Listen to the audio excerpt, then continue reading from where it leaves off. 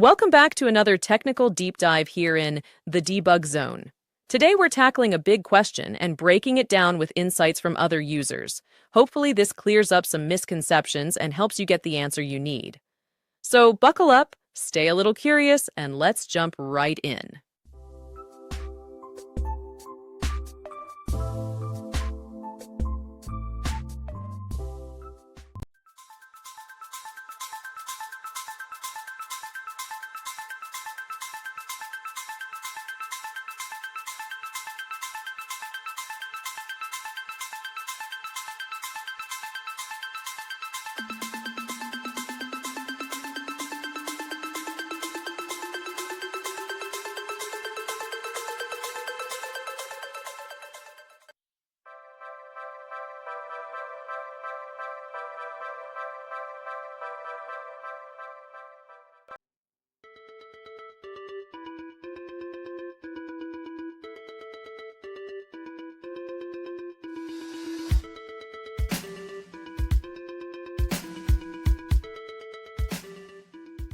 And that's a wrap.